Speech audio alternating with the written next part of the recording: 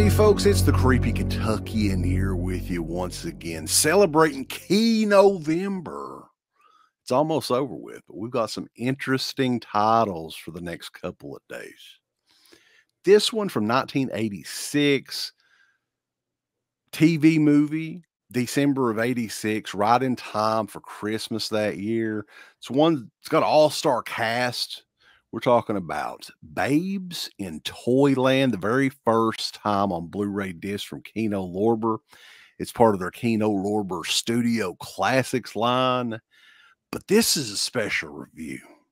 I'm not here alone. I've got my boy from Born to Be Rad, Garrett. What is going on, brother? What is up, man? I am happy to be here because I have actually a ton of nostalgia with this one, so it'll be really cool to kind of talk about it. One thing that I thought when I was watching this, and this goes in line with a lot of other kids' movies from this time period. The 80s were big on this sort of thing. It's almost like scary kids' movies. I mean, this one's not too bad, but along the lines of like Labyrinth and Legend and Dark Crystal and stuff like that, where it's got some kind of spooky stuff in it, and they don't attempt anything like that anymore. I don't know. Times have changed, but yeah, Babes in Toyland is definitely one of those movies. But this was one that was direct. I mean, it debuted on TV. And it's funny because I literally remember when it debuted on TV. Like, that's how crazy it was, because I don't know if I watched it live, but my mom taped it off TV, and my brother and I watched it quite a bit for years. And to be honest, this was the only Babes in Toyland I knew existed until I kind of was searching for it one day. I don't know where, or maybe I saw it on TV, like on the what do they call that, like, where you would go to the channel and it would show you all the things coming on or whatever. Maybe it was TV Guide or something like that. Like channel. Yeah, like I saw that it was on, so I clicked it and it was like a different Babes in Toyland. I'm like, what is this? And this was the only one I knew for a while. And then come to find out, this was like some kind of made for TV remake, 80s remake. And then I just kind of lost track of it for years and years and years. And luckily I did have a VHS tape of it. But until now, I mean, I really haven't seen this thing in a long time. And it's cool to see that it's getting a little bit of love, because I feel like not many people know about this one. Yeah, one of the stars of the movie, Jill Schoelen, who I would love to get on the show at some point and talk to her, because she's done a variety of different movies over the years. But she is the one that actually posted that this is the very first official release of this since the VHS tape. So that's a long, long time ago, 35 years ago or whatever it is. So very huge get for KiNovember. They always do this with, every year there's a batch of releases and stuff that's never been out on disc before or anything. And if you've got big nostalgia for this is definitely the one that you'll want to pick up. Do you want to talk about the movie, the plot of the movie a little bit? Yeah, I mean, it kind of centers around Drew Barrymore, who's like the young girl. And I don't remember what happened with her parents. Maybe her dad passed or something, but I just remember she went to a toy store where her sister is Jill Schoelen, correct? Yeah, her sister, Jill Schoelen, is Mary in the movie. She's working at a toy store for Richard Mulligan plays the boss, and he's kind of like the prick boss that wants all the toys to be bought in his store. There's a big snowstorm coming up. It's on Christmas Eve. The character Lisa, played by Drew Barrymore, her sister Mary, played by Jill Schoelen, and Jack, who's kind of the boyfriend of Mary, played by very young Keanu Reeves. And they're traveling back home in the snowstorm. You kind of get the idea that there is like some sort of wreck with the car. Lisa's immediately thrown into the Toyland, which is very much similar to Wizard of Oz. I think that's what they're going for there, where all the characters in the movie up to this point also in Toyland, but they're kind of like fantasy based, right? Yeah. So like very much like Wizard of Oz, like you see all these main characters from her real life are now in Toyland playing different characters, and they don't know who she is and she doesn't really know who they are, except it's just played by the same actors and stuff like that. So like you said, it kind of sets up easy. Toy store, that's where they work. There's a snowstorm coming, they're trying to rush home, and there's an accident, and then we end up here.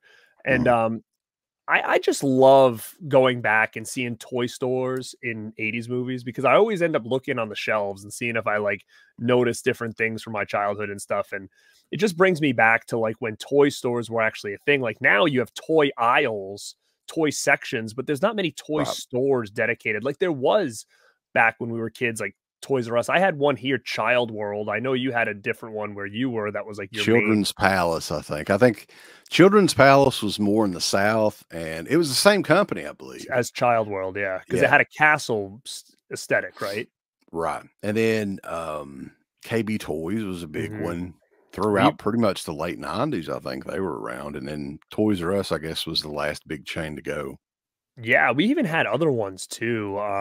Trying to think of the name, but there was other toy stores too. Like, because I remember back in the day where things would come out and you really wanted them and you had to call different ones. And I remember looking at the yellow pages and be like, okay, let's call this one. Let's call this one. And there was just a whole slew of just actual toy stores. And, you know, you'd just drive to the one that had the product you were looking for. And it was just such great memories back then that just kids and people will never experience now. And watching these old movies like this, and then even like things like Silent Night, Deadly Night, like just looking at these old toy stores is just really, really cool for me. But like you said, they transport to Toyland, and that's kind of where the story like really begins. And going back and watching it, it's one of those things where I'm like, you know what, there's an all-star cast here. This is super weird, very cheesy. The nostalgia aspect of this is so big. I feel like if you've never seen this movie and we're recommending to you, you might watch it and be like, this is the biggest piece of shit. Right. That's the thing that I thought. I was like, if you didn't grow up with this movie, which I'm pretty sure I'd seen it not long after it came out, been many years since another one that's like this is the Alice in Wonderland movie. I love from that, the same time period. That was a TV movie too. Yeah, 85, I think. Yeah. Yeah, very much like a Wizard of Oz, like an updated version almost of that, but with just different, you know, Toyland is filled with, you know, life-size teddy bears and geese and shit that's, you know, just walking around, nutcrackers. You know, it's very weird. Definitely, you know, it's an odd kids movie for sure. But if you're a fan of like any of the actors really in this movie too, in this time frame, Drew Barrymore was still very young in this.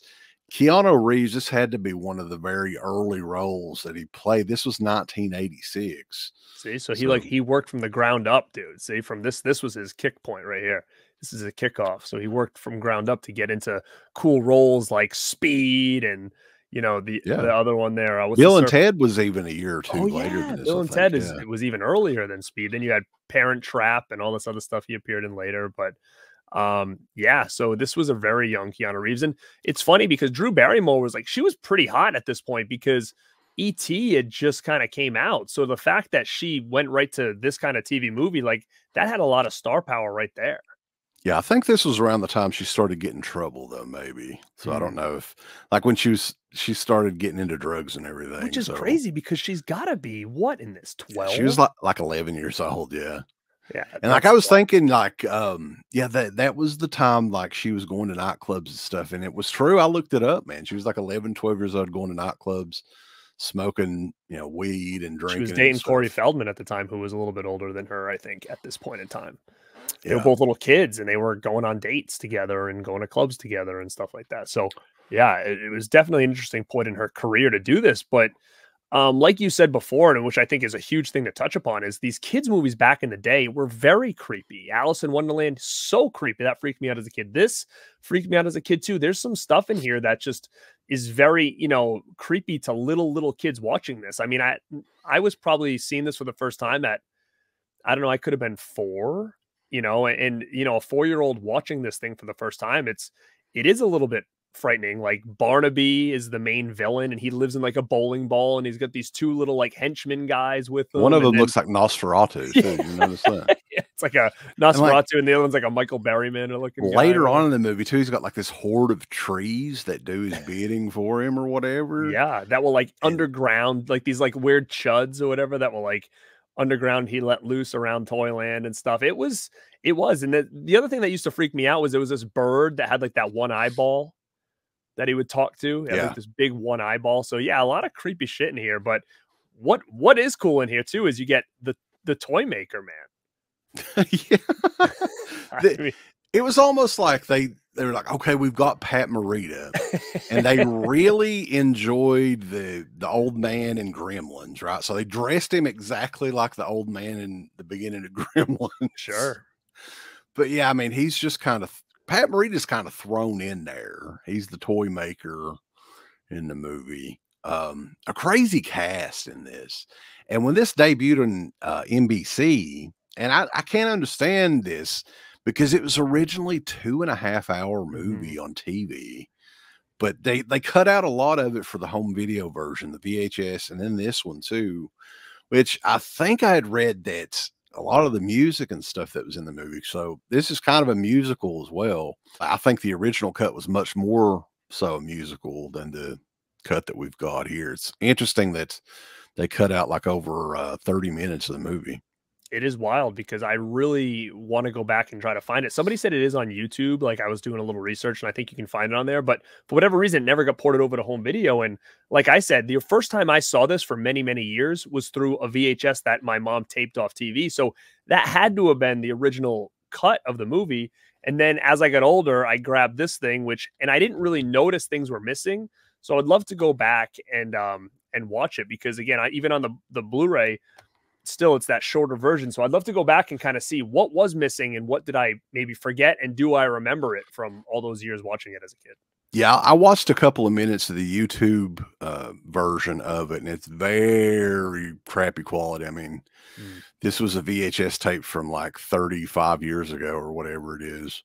This edition here, though, looks amazing. I mean, Kino always does a fantastic job with the transfers on this sort of thing, and this is by far the best the movie had ever looked. Now, you can watch the full frame version of this or the widescreen version.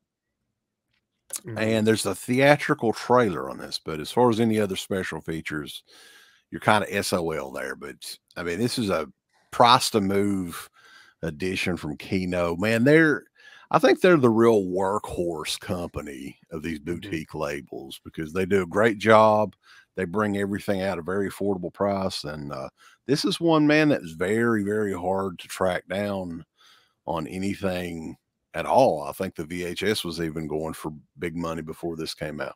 Yeah, I highly recommend it from a standpoint of if you like the 80s and you like made for TV movies, this is definitely one to get because it just brings you back to that time that we lived in and being a kid in the 80s. And this was the kind of stuff that we were getting, which is again, super cool that they had all these like this all-star cast and it's basically like, hey, you're going to be in a made-for-TV Christmas movie, and everybody was kind of on board. And it's just as you just feel like you don't get that nowadays, and it's just real nostalgic. And man, again, I have a trouble recommending it because I know how cheesy this is to people watching it in 2023 as adults, but just try to bring yourself back as being a kid and watch this for the first time because it is just really, it's special to me.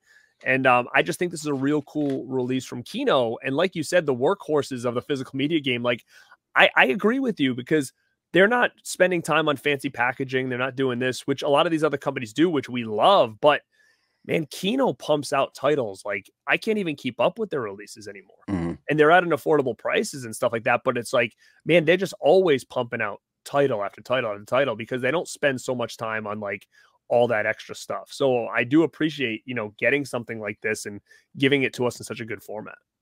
For sure. And this is a time capsule, guys. I mean, if you grew up in this time period, even if this is a movie that you didn't see back when it came out and you're a big fan of these 80s, I guess there's not too many like this. It's a Christmas sort of movie as well. So that makes it kind of fun. And it's a good time to check these things out. But yeah, this one came out recently from KiNovember. I actually highly recommend it. Now, am I going to guarantee that you'll love it? No, but I think everybody should definitely check it out. Interesting cast. It's always fun to see Pat Morita in these wild roles, just kind of out of nowhere. And I had also seen where Jill Schoelen, on Facebook, I've actually got her as a friend on Facebook. Don't be too jealous, Bulls. But she's like, this is one of the more popular movies that gets brought up at these conventions to her still to this day. So definitely it must have touched some people, back in the day for sure. So now you can get just the reference quality version of Babes in Toyland. And man, these movies, Kino's got a sale going right now, and a lot of their stuff, I don't know if this one's on there yet. I don't think it is, but a lot of the stuff on sale is like $8.99, man. So even if you don't want to get it right now, they have a sale like every month. Yeah. And it's cool to see that she actually appreciates this movie, because you normally see people try to shy away from roles like this, and being a little kid, you would expect me to have a big crush on Drew Barrymore, but I didn't. I had a crush on Jill, the older sister in this movie. Like when I was a little kid, I can remember being like, oh, she's so pretty, like that girl, that's marrying Jack and all this other stuff. So it was my introduction to her. I knew Drew Barrymore from E.T. And I knew Pat Morita, from Karate Kid. So, I mean, this is definitely a nostalgic piece, and I'm glad that she does appreciate it. And you never know, she might want to talk about something like this, because she liked, I don't think I'm friends with her on Instagram, but she liked my post because I did like a picture of it or whatever. And I think I did another picture of a movie she was in not too long ago, and she liked that as well. So she's pretty heavily active on there. Yeah. I agree with you, though. I mean, Jill Schoelen's one of those actresses that you just instantly like. Like, she's not only is she gorgeous, but at the same time, like, she's kind of got that girl next door vibe going for her as well. So yeah, I agree. I mean, always captivated by anything with her in it. But anyway, Babes in Toyland on Blu-ray. It is out now from KiNovember. It's part of their Studio Classics line. Check us out. We're over at Born to Be Rad and deadpit.com. Give us the thumbs up. Up your butt. Like, subscribe. And if you subscribe, here's something else you can do. Once you subscribe, you can click the bell notification, right? And it'll notify you anytime that Dead Pit puts up new shit. Or don't. I really don't give a fuck. I want you to. Okay. Let's keep our community growing here on YouTube. I don't like it. I don't want you to do nothing. Listen, they need to do that. No, don't you dare touch it. Thumbs up. Subscribe. And click that bell. There's all kinds of wonderful shirts over at shop.deadpit.com. Simply the best horror shirts. On TeePublic, there are others, but they all suck. You can get some Dead Pit radio shirts. You can get Last South on the Left. The Hills Have Eyes. Texas Chainsaw. Oh, wait, you can't say Texas Chainsaw. All kinds of shirts, folks. You're gonna love them. Shop.deadpit.com. Thank you to all of our supporters on Patreon. Dead Pit on Patreon.com is the only place to check out a complete archive of the old Dead Pit radio shows all the way back from 2005 on, in addition to the midweek shows, fan commentaries, exclusive podcasts, and much more. Dead Pit on Patreon.com if you're interested. Tiers start at only $1.